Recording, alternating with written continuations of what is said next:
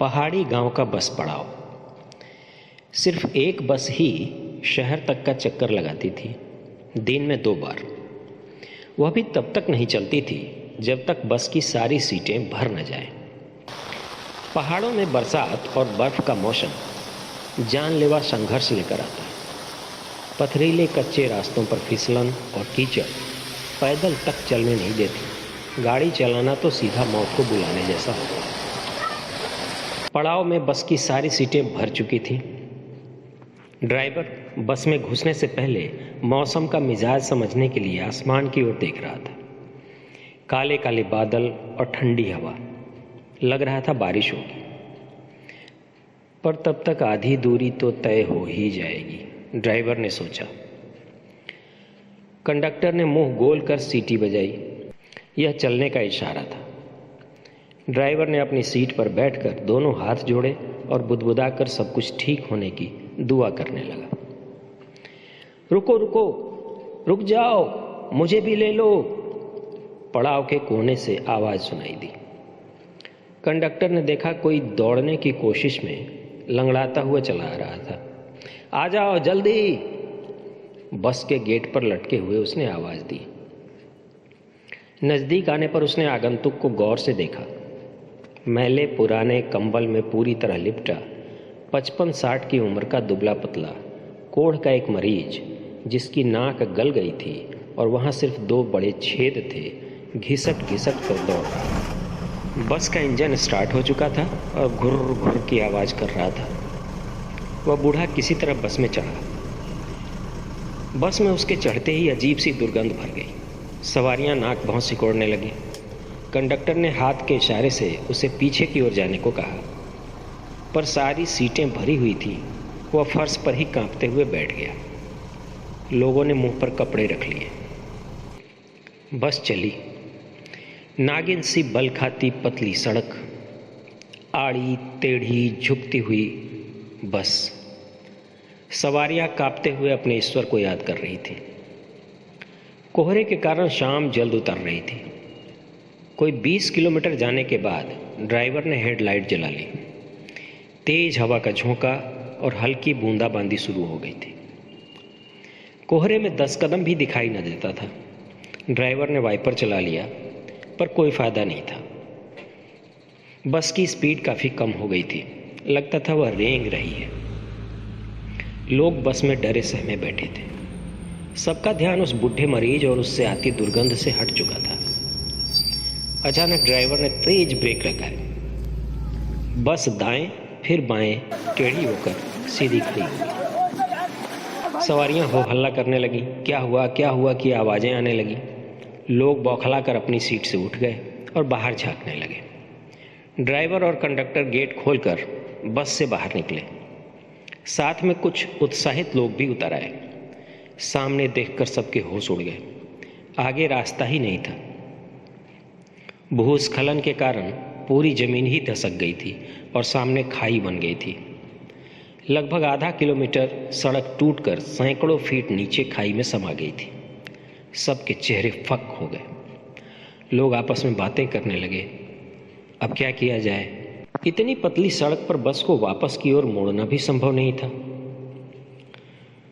लोग सिर पकड़कर नीचे बैठ गए। ड्राइवर और कंडक्टर आपस में कुछ बातें कर रहे थे।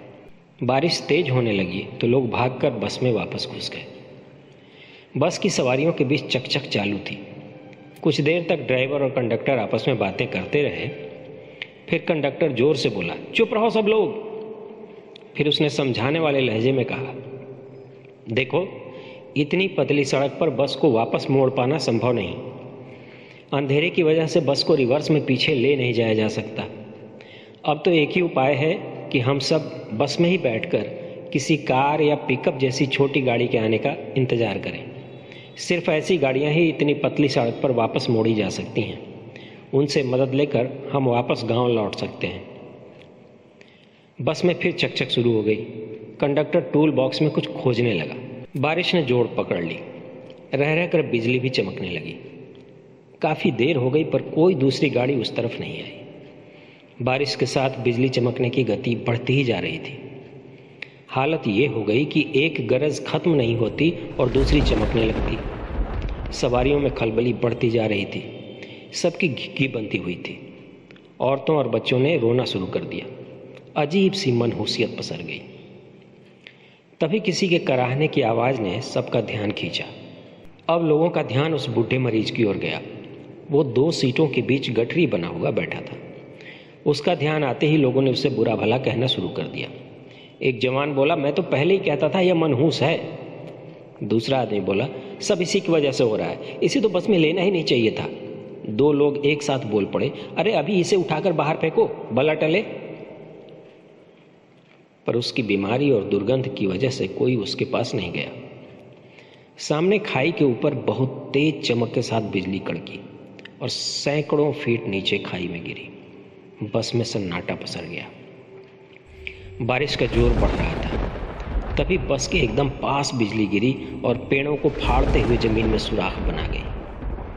आसपास सब कुछ जलकर काला पड़ गया। बस के दाएं बाएं और पीछे जोर जोर से बिजली लपक रही थी।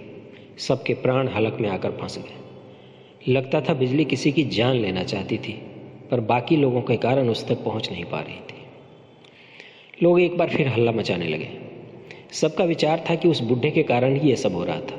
लोग कंडक्टर पर दबाव बनाने लगे कि वह उस बुढ़े कोढ़ी को बस से बाहर करे ताकि बाकी लोगों की जान बचे। कंडक्टर और ड्राइवर आपस में बातें करने लगे। थोड़ी देर ही में बिजली तेजी से लपकी और बस के ठीक सामने गिरी। सबकी आंखों के सामने अंधेरा छा गया। आज सचमुच कयामत की रात थी। लगता था कोई नहीं बचेगा। औरतों और बच्चों के रोने की आवाज़ और तेज हो गई। लोग जोर जोर से उस बुढ़े को लानतें भेजने लगे। सवारियों का एक तरफा गुस्सा देखते हुए कंडक्टर ने कहा, देखो भाइयों, कोई तो इस बस में है जिसकी जान ईश्वर लेना चाहते हैं, पर हम ये कैसे कह सकते हैं कि वह कौन है, किसकी आखिरी घड़ी आ गई है? यह तो ऊपर वाला ही बता सकता है। अगर उस एक के चक्कर में हम सब लोग अपनी जान नहीं गंवाना चाहते तो एक ही उपाय है, बस की सारी सवारियां एक एक कर बस से बाहर जाएं, बस के पीछे कुछ दूर जाकर 2-2 मिनट के लिए खड़ी हों। अगर बिजली उन पर नहीं गिरती तो वह वापस आकर बस में बैठ जाएं। इस प्रकार बिजली उस एक पापी की जान लेकर शांत हो जाएगी और हम सब बच जाएंगे। एक क्षण को बस में सन्नाटा पसर गया। फिर लोग आपस में बातें करने लगे। भाई कुछ भी कहो, कह तो ये बिल्कुल ठीक रहा है।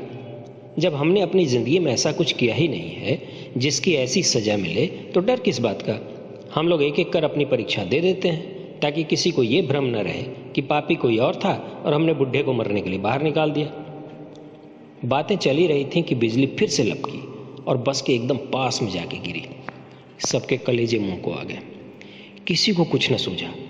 आनन फानन में सबने कंडक्टर की बात मान ली। शुरुआत कंडक्टर ने ही की। बस से उतरा, 30 मीटर पीछे गया, 2 मिनट खड़ा रहा, फिर बस में वापस आ गया। अन्य लोग भी यही क्रम दोहराने लगे। पानी गिरना बंद हो गया।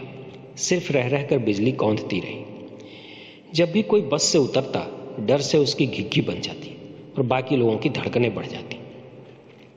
थरथराते कदमों से वह बस के पीछे जाता और आंख मीचे 2 मिनट पूरे होने का इंतजार करता रहता। जब कुछ नहीं होता तो राहत की सांस लेता और वापस दौड़कर बस में घुस जाता। बस में मंत्रों और दुआओं को पढ़ने की आवाज़ आती रही। लोग एक एक कर जाते रहे और वापस आते रहे। अंत में बस का ड्राइवर गया। सब सांस रोके इंतजार करते रहे। ड्राइवर को कुछ हो गया तो हम क्या करेंगे? इस मुसीबत की घड़ी में वही तो एक सहारा था। बिजली तेजी से कड़की पर कुछ नहीं हुआ। लोगों ने खुशी से नारे लगाए। लोगों ने लपक कर उसे बस के अंदर किया। अब बस एक ही आखिरी सवारी बची थी। सबकी नज़रें उस बुढ़े कोढ़ी पर टिक गईं, पर वह तो गठरी बना बैठा था। मालूम होता था उसे कुछ पता ही नहीं था कि आसपास क्या हो रहा है। अब लोग खुलकर उसे गालियां बकने लगे। कुछ लोग उसे उठाने के लिए कोंचने लगे। सब ने मान लिया कि यही असली पनौती है। अब तय था कि वह बाहर जाएगा। कंडक्टर ने उसे उठाया और बाहर जाने को कहा, पर वह बाहर जाने से मना करता रहा। सब लोग उसे बाहर करने को आतुर थे, घृणा से देख रहे थे। कंडक्टर ने उसे उठाया और बाहर जाने को कहा। वह कांप रहा था। शायद उसे तेज बुखार चढ़ा था। वह बार बार वापस मुड़कर अपनी जगह पर बैठ जाना चाहता था, पर लोग उसे धक्का देकर बाहर करने लगते। किसी को उसकी दशा पर दया नहीं आ रही थी। आखिर वह बाहर निकल गया और लड़खड़ाने लगा। कंडक्टर ने उसे बस के पीछे 30 मीटर दूर जाकर खड़े रहने को कहा। वह कांपते डगमगाते पीछे की ओर बढ़ चला। बारिश अब पूरी तरह बंद हो चुकी थी, लेकिन बिजली रह रहकर वैसे ही चमकती थी। बुढ़ा दूर जाकर अंधेरे में खड़ा हो गया। तभी दूर रास्ते पर एक कार की हेडलाइट चमकी। सब लोग पास आती हुई कार को देखने लगे। 1 मिनट भी न गुजरे होंगे कि एकदम आंखों के ठीक सामने बहुत तेज बिजली कौंधी और बस को बीच से चीरते हुए निकल गई। रास्ता कुछ और टूट गया और पूरी बस मिट्टी और चट्टानों सहित खाई में समा गई। कार उस बुढ़े के पास आकर रुक गई।